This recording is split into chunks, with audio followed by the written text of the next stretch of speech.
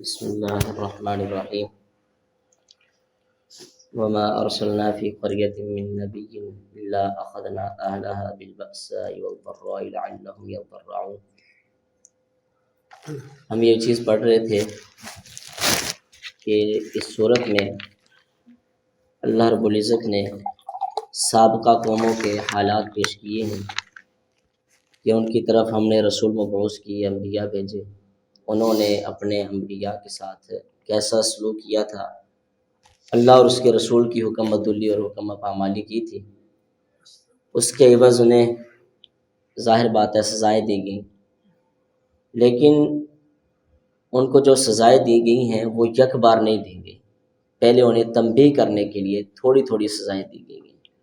کہ شاید یہ اس سزا سے ہی راہ راست پہ آ جائے، پھر تھوڑی سی سزا دی گئی، پھر اس لیے چھوڑ دیا گیا کہ شاید یہ پھر ہی راہ راست پہ آ جائے، لیکن وہ جب راہ راست پہ نہ آئے تو اللہ رب العزت نے انہیں پھر فَأَخَذْنَاهُمْ بَغْتَةً وَهُمْ لَا يَشْعُرُونَ ایسی پکڑ کے ساتھ پکڑا ہے کہ انہیں ہمیشہ کے لیے صفحہ ہستی سے ختم کر دیا گیا۔ اس عذاب کی وجہ سے ان سے کہا جاتا تھا کہ لوگوں، خوشی اور تنگی کے معاملات اللہ رب العزت کے سپرد ہیں، اور یہ عذاب کا آنا یہ بھی اللہ رب العزت کی طرف سے۔ وہ کہا کرتے تھے کہ ایسا تو نہیں ہو سکتا، چونکہ ہمارے آباء و اجداد بھی وہ بھی اسی دنیا میں رہے ہیں، ان پر بھی خوشیاں آتی تھیں، تنگیاں بھی آتی تھیں، اور یہ سارے معاملات ان کے ساتھ بھی چلتے تھے، لہٰذا ایک معمول کی چیز ہے، یہ کوئی اللہ رب العزت کی طرف سے یہ چیز نہیں ہے۔ اللہ رب العزت کو یہ بات ان کی انتہائی زیادہ ناگوار گزری، اس لیے قرآن کہتا ہے فَأَخَذْنَاهُمْ بَغْتَةً وَهُمْ لَا يَشْعُرُونَ ہم نے ایسے اچانک موقع پہ انہیں پکڑا تھا، پہلے چھوٹے چھوٹے عذاب دیے شاید یہ سنبھل جائیں، جب یہ نہ سنبھلے پھر ہم نے انہیں اچانک پکڑا تاکہ ان کے ابھی جو یہ دل ہیں یہ صاف ہو جائیں، اور پھر صاف کیا ہونا تھا، پھر صفحہ ہستی سے وہ مٹ گئے۔ اللہ رب العزت نے اس کے بعد سیدنا موسیٰ اور فرعون کا قصہ بڑی تفصیل کے ساتھ ذکر کیا ہے۔ یہ ان کا جو واقعہ ہے، جس قدر اس بارے میں تفصیل کے ساتھ ذکر ہوا ہے وہ کسی بھی جگہ واقع نہیں ہوا۔ سیدنا موسیٰ علیہ السلام فرعون کے پاس آئے اور اسے کہا کہ میں اللہ کا نبی ہوں، بنی اسرائیل کی طرف بھیجا گیا ہوں، لہٰذا میری قوم جو ہے یہ مجھے واپس کر دیجیے، آپ انہیں اپنے ظلم سے آزاد کر دیں۔ فرعون کہنے لگا کہ آپ کے پاس کیا نشانی ہے کہ آپ واقعی اللہ رب العزت کی طرف سے ہو؟ وَنَزَعَ يَدَهُ فَإِذَا هِيَ بَيْضَاءُ لِلنَّاظِرِينَ سیدنا موسیٰ علیہ السلام نے بغل سے اپنا ہاتھ نکالا، ان کو دکھایا تاکہ یہ لوگ سمجھ جائیں کہ میں واقعی اللہ کا نبی ہوں اور میرے پاس یہ ساری کی ساری نشانیاں موجود ہیں۔ اس بات پہ فرعون نے کہا یہ کون سی بات ہے، یہ تو ایک جادو کا کام ہے، جادو کو تو کوئی بھی کر لیتا ہے۔ اس نے اپنے ہمواریوں میں یہ بات اعلان کروا دی کہ سبھی لوگ آئیں اور جادو کے لیے ہم اس کے جادو کا مقابلہ کرتے ہیں۔ یہ ایسا بھلا کیسے ہو سکتا ہے کہ انسان بغل سے ہاتھ نکالے اور اس کا ہاتھ روشن ہو جائے؟ جب اس کے سبھی جادوگر آ گئے تو انہوں نے اپنی اپنی رسیاں پھینک دی، وقت متعین تھا، انہوں نے اپنی اپنی رسیاں پھینک دی، وہ رسیاں جو پھینکی تھی یہ سانپ کی شکل اختیار کر گئی۔ اللہ رب العزت نے سیدنا موسیٰ علیہ السلام کو کہا کہ آپ بھی اپنا اسلحہ پھینک دیں، جو آپ کے ہاتھ میں چھڑی ہے یہ آپ بھی پھینک دیں۔ سیدنا موسیٰ علیہ السلام نے چھڑی پھینکی اور وہ اتنا بڑا سانپ بن گیا، سب رسیوں کو اور سب سانپوں کو کھا گیا۔ روایات کے مطابق سیدنا موسیٰ علیہ السلام خود بھی ڈر کے بھاگنے لگے کہیں یہ مجھے بھی نہ کھا جائے۔ اللہ رب العزت نے پھر تسلی دی کہ یہ آپ کو کچھ نہیں کہے گا۔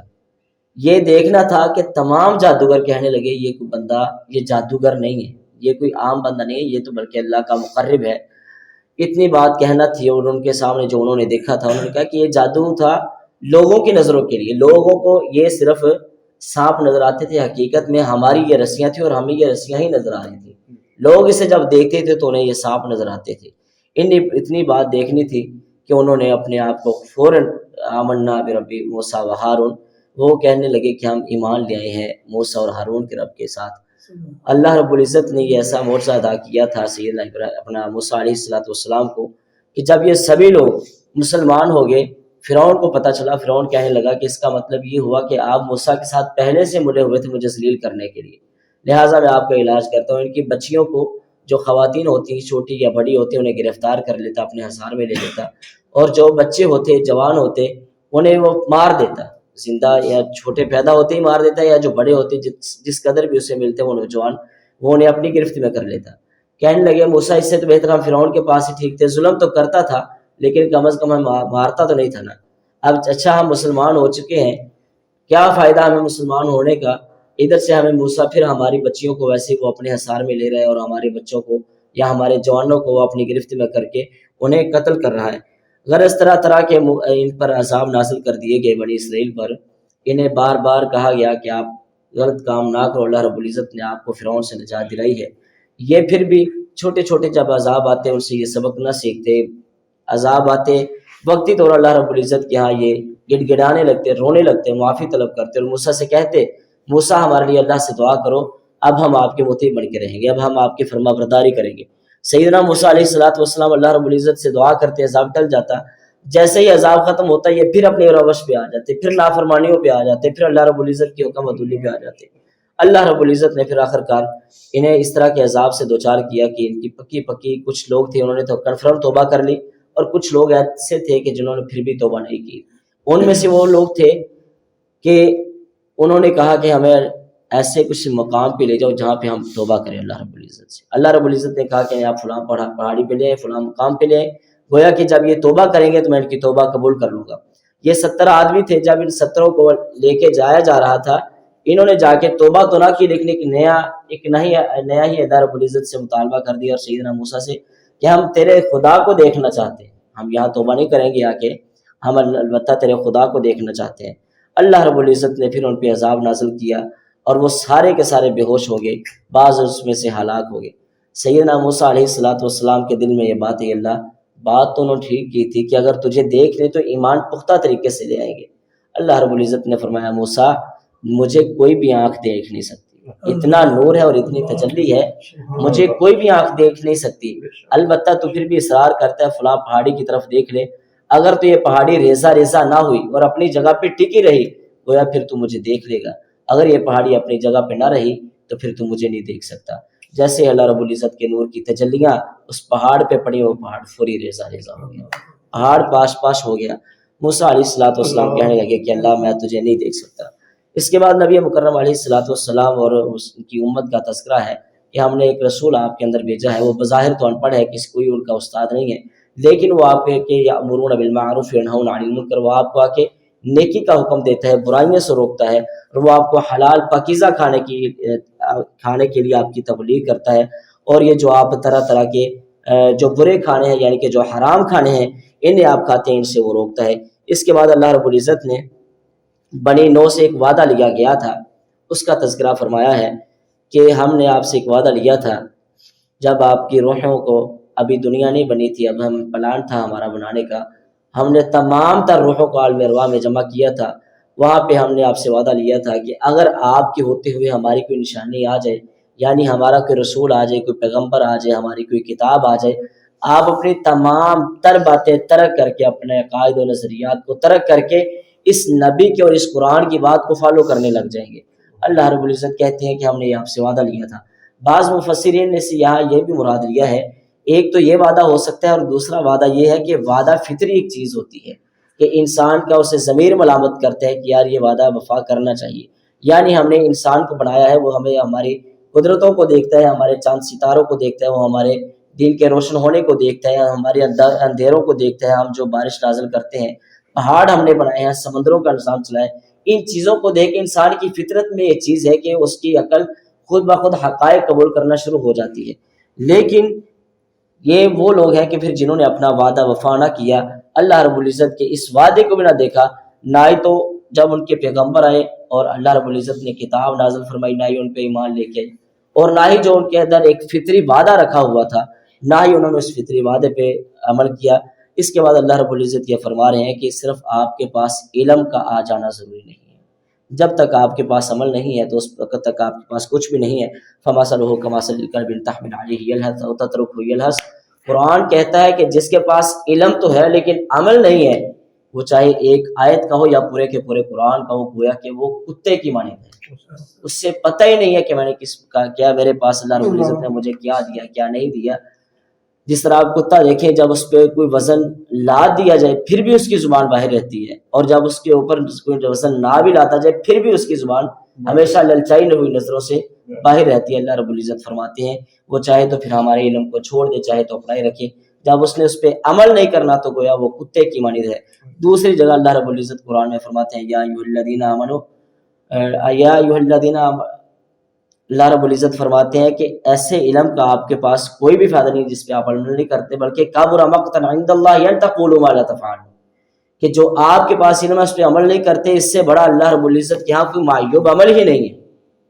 کہ آپ کے پاس عمل ہے، لوگوں کو بڑے واعظ کرتے ہیں، لوگوں کو بڑی نصیحتیں کرتے ہیں، اس کے باوجود آپ ان چیزوں پہ عمل نہیں کرتے۔ اس لیے اللہ رب العزت فرماتے ہیں وَلَقَدْ ذَرَأْنَا لِجَهَنَّمَ كَثِيرًا مِنَ الْجِنِّ وَالْإِنسِ، کہ ہم قیامت کے دن جہنم کو جنوں اور انسانوں سے بھریں گے۔ وہ کون سے ہوں گے؟ لَهُمْ قُلُوبٌ لَا يَفْقَهُونَ بِهَا، ان کے پاس دل تو ہے لیکن وہ اس دل کے ساتھ اور اس ذہن کے ساتھ سوچتے نہیں ہیں۔ ان کے پاس آنکھیں تو ہیں لیکن وہ ان آنکھوں کے ساتھ ہمارے حقائق کو دیکھتے ہوئے جھٹلا دیتے ہیں۔ ان کے پاس سننے کی طاقت تو ہے لیکن وہ اس کے باوجود بھی ہماری باتوں کو سنی انسنی کر دیتے ہیں، ہماری توحید کی باتوں کو سنی انسنی کر دیتے ہیں۔ اس کے بعد اللہ رب العزت نے اپنے اسماء حسنہ کا ذکر فرمایا کہ لوگوں یہ میرے اسماء حسنہ ہیں، انہیں پڑھو، ان کے ذریعے سے لوگوں کو میرے قریب کرو، لوگوں کو توحید کے قریب کرو، لوگوں کو مساجد کے قریب کرو، لوگوں کو اسلام کے قریب کرو، اور یہی ناموں کے وسیلے سے اگر آپ ان ناموں کا وسیلہ اللہ رب العزت کے ہاں پیش کرتے ہیں، 99 ناموں کا وسیلہ، تو اللہ رب العزت آپ کی دعائیں بڑے ہی قریب ہو کے سنتے ہیں۔ اس کے بعد سورۃ الانفال کا آغاز ہو رہا ہے۔ بنیادی طور پہ تو اس کا نام یہ ہے غنائم، یعنی کہ مال ماڑے غنیمت کے حوالے سے۔ ہوا کچھ یوں تھا کہ جب بدر فتح ہوا تھا، بدر کی جب قتال ہوا تھا یا بدر کا مارکہ ہوا تھا، یہ اسلام کا سب سے پہلا مارکہ تھا۔ اس موقع پر اللہ کے نبی علیہ الصلوۃ والسلام نے، اس میں ایسے بدر کے تو واقعات بے شمار اور تفصیل کے ساتھ ذکر ہوئے، اشارتاً اور اجمالاً میں یہاں ذکر کیے دیتا ہوں کہ اللہ کے نبی علیہ الصلوۃ والسلام کے اس لشکر نے 3 گروہ بنا لیے تھے۔ ان میں سے ایک گروہ تو یہ تھا کہ جس کی یہ ذمہ داری تھی ہم نے صرف اور صرف اللہ کے نبی علیہ الصلوۃ والسلام کی حفاظت کرنی ہے، تاکہ کوئی ظالم، کوئی کافر آ کے اللہ کے نبی کو نقصان نہ پہنچا سکے۔ دوسرا ان میں سے گروہ یہ تھا کہ جنہوں نے صرف یہ پلاننگ کی تھی کہ جو لوگ ہمیں نقصان پہنچانے کے لیے آئیں گے یا ہمارے اوپر حملہ کرنے کے لیے آئیں گے، ہم ان کا پیچھا کریں گے اور انہیں ہم ماریں گے۔ تیسرا ان میں سے لشکر یہ تھا کہ جس کا کام یہ تھا کہ جیسے ہی کافر بھاگیں اپنا مال و غنیمت چھوڑ کے، ہم ان کا سارا مال اپنی حراست میں لے لیں گے۔ جب یہ 3 لشکر تشکیل پا چکے اور مارکہ بھی بدر کا ہو چکا، جب اس مال کی تقسیم کی باری آئی تو وہ لشکر جس کی ذمہ داری مال اکٹھا کرنے پہ تھی وہ کہنے لگے جی یہ سارا مال ہم نے اپنے ہاتھوں سے اکٹھا کیا، لہٰذا ہم باقی 2 گروہوں کو مال نہیں دیں گے۔ جبکہ دوسرا جو گروہ تھا وہ کہنے لگا کہ ہم تو اللہ کے نبی علیہ الصلوۃ والسلام کی حفاظت پہ مامور تھے، اس کا مطلب یہ ہے کہ ہم اللہ کے نبی کی حفاظت پہ مامور تھے تو سب سے زیادہ مال غنیمت ملنا بھی ہمیں چاہیے۔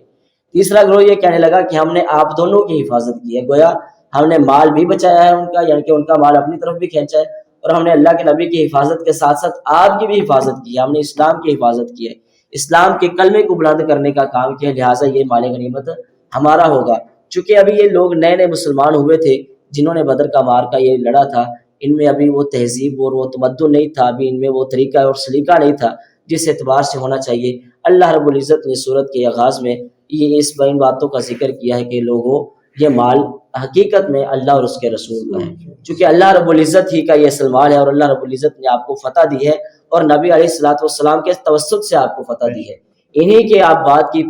کی بات کی آپ حفاظت پہ مامور تھے، اگر ایسا نہ ہوتا تو آپ کے پاس یہ سارے کا سارا مال نہ آتا۔ پھر اللہ کے نبی علیہ الصلوۃ والسلام کے بعد اس کے بعد جو ہمارا 10واں پارہ شروع ہوتا ہے، اس میں اللہ رب العزت نے اسی مال غنیمت کے اعتبار سے بات کی ہے کہ لوگوں ہم یہ وَاعْلَمُوا أَنَّمَا غَنِمْتُم مِّن شَيْءٍ فَإِنَّ لِلَّهِ خُمُسَهُ وَلِلرَّسُولِ وَلِذِي الْقُرْبَىٰ وَالْيَتَامَىٰ وَالْمَسَاكِينِ وَابْنِ السَّبِيلِ،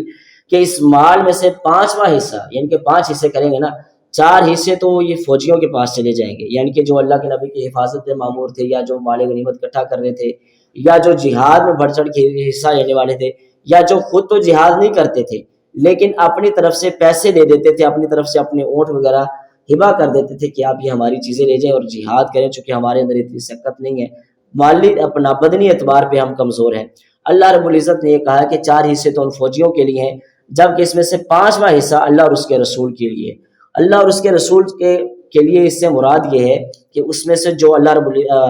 نبی علیہ الصلوۃ والسلام کے قریبی عزیز و اقارب ہیں، رشتہ دار ہیں، ان کے لیے اس میں سے حصہ ہوگا، اور دوسرے نمبر پہ جو یتیم ہیں جن کے والدین اس دنیا سے چلے گئے ہیں ان کے لیے یہ حصہ ہوگا۔ تیسرے نمبر پہ جو مسکین ہیں یعنی ان کے مالی حالات بھی اچھے نہیں ہیں، اگرچہ والدین بھی موجود ہیں پھر بھی کھانے کے لالے پڑے ہوئے ہیں اور غربت ان کے گھروں میں راج کیے ہوئے ہیں، یہ ان کے لیے۔ اور چوتھے نمبر پہ وہ مسافر ہیں۔ اس مسافر سے مراد جو دین کے طالب علم اور اللہ رب العزت کے راستے میں نکلتے ہیں، وہ کسی بھی ذریعے سے ہوں، وہ جہاد کرنے کے لیے نکلتے ہوں، وہ اللہ رب العزت کے راستے میں تبلیغ کرنے کے لیے نکلتے ہوں، وہ جمعہ پڑھانے کے لیے نکلتے ہوں، یا پھر وہ نماز پڑھانے کے لیے نکلیں، یا اللہ رب العزت کے دین کا علم حاصل کرنے کے لیے نکلیں، یا وہ اللہ رب العزت کے دین کا ابلاغ آگے کرنے کے لیے نکلیں، کسی بھی صورت میں یہ سارے کے سارے یہ اللہ رب العزت کے راستے کے مسافر ہیں۔ ان لوگوں کے لیے یہ مال ہے۔ اللہ رب العزت نے اس آیت میں سارے مال کی وضاحت فرما دی ہے، البتہ اس میں حصہ مقرر نہیں کیا کہ کس فوجی کو یا کس لشکر کو، یا جو یہ غرباء ہیں، مساکین ہیں، یہ مسافر ہیں، یہ جو یتیم ہیں، انہیں کتنے کتنے پیسے یا کتنا کتنا حصہ عطا کیا جائے گا۔ اس کی وجہ یہ ہے کہ حالات بسا اوقات مختلف ہوتے ہیں، بسا اوقات یتیم کو اس قدر ضرورت ہوتی ہے کہ سبھی کے پاس اپنے اپنے گزر بسر جیسے مال و متاع موجود ہے، غریب کے پاس کچھ بھی نہیں ہے، یتیم کے پاس، پھر ایسی صورت میں اسے سارے کا سارا مال دے دیا جاتا ہے۔ یا بسا اوقات اس کے پاس اتنے پیسے یا اتنا مال تو ہے کہ وہ اپنا گزر بسر کر سکے، کھانے پینے کا اہتمام کر سکے۔ جو اللہ کے راستے میں نکل رہا ہے، وہ جہاد کے لیے ہو یا پڑھنے کے لیے ہو یا پڑھانے کے لیے ہو، کسی بھی ذریعے سے ہو، وہ اللہ کے راستے میں نکل رہا ہے، تو پھر اگر ہم دیکھیں گے جب کہ بقیہ کے پاس اگر کچھ گزارے لائق مال و متاع ہے، تو ہم یہ سارے کے سارے پیسے یا اس میں سے زیادہ پیسے اس مسافر کو دے دیں گے۔ یا پھر ہم یہ دیکھیں گے کہ جہاد کرنے کے لیے ان لوگوں کے پاس اگر اسلحہ نہیں ہے، یا فوجیوں کی تیاری کے لیے تیر نہیں ہے، یا ان کے لیے گھوڑے نہیں ہیں، یا پھر پیادے نہیں ہیں، کسی بھی اعتبار سے انہیں ضرورت ہے، تو یہ چیزیں پھر یہ پیسے زیادہ انہی کو دے دیے جائیں گے، زیادہ حصہ ان لوگوں کو دے دیا جائے گا۔ اس میں سے ایک اور بات ہے کہ جو حصے فوجیوں میں تقسیم کر دیے جائیں گے، ان فوجیوں میں سے بھی دو قسمیں ہوں گی۔ ایک تو فوجی یہ ہے کہ جس کے پاس کچھ بھی نہیں ہے، وہ پیدل جہاد کر رہا ہے، یا وہ پیدل اللہ رب العزت کے توحید کا ابلاغ کر رہا ہے، قتال کر رہا ہے، اسے ایک حصہ ملے گا۔ جبکہ جس کے پاس گھوڑا بھی ہے اور وہ خود بھی اللہ رب العزت کے میدان میں، اللہ رب العزت کے راستے میں نکلا ہوا ہے کافروں کو تہ دے کرنے کے لیے، تو پھر اس بندے کو اللہ رب العزت کے نبی علیہ الصلوۃ والسلام کے فرمان کے پیش نظر اس بندے کو دو حصے پیش کر دیے جائیں گے۔ ایک اس کا اپنا، بلکہ تین حصے پیش کیے جائیں گے۔ ایک اس کا اپنا جو اس نے اپنی جان کو اللہ رب العزت کے راستے میں پیش کیا ہے، اور ایک اس کے گھوڑے کا کہ جو اس نے اپنی سواری کو بھی اللہ رب العزت کے راستے میں پیش کیا، اور تیسرا حصہ کہ جو وہ اپنی سواری کی پرورش کرتا رہا ہے، اس کے کھانے پینے کا انتظام کرتا رہا ہے، اور اس کے دیگر لوازمات کا انتظام کرتا رہا ہے۔ اور اس صورت میں اپنا اس پارے میں 10ویں پارے میں اس کے بعد تفصیل سے جو وہ اپنا بدر کے مارکے کی جو نشاندہی ہے، اسے میں نے اجمالاً ذکر کرنے کی کوشش کی ہے۔ پھر بھی انشاءاللہ الرحمن کل ہم بدر کے مارکے کے حوالے سے چند ایک باتیں پڑھیں گے کہ اس کے ذرائع کیا تھے، اور پھر اس میں کیا ہوا تھا، یا کس وجہ سے یہ مارکا پیش آیا تھا۔ سورۃ التوبہ کا بھی اس کے بعد آغاز ہو رہا ہے، جو ویسے تراویح میں تو آج ہو چکا ہے۔ انشاءاللہ الرحمن کل ہم یہ ساری چیزیں پڑھیں گے۔ اللہ رب العزت سے دعا ہے ہمیں پڑھ کے، سن کے، اس پہ عمل کی توفیق عطا فرمائے۔ ھذا ما کان عندی واللہ تعالی اعلم۔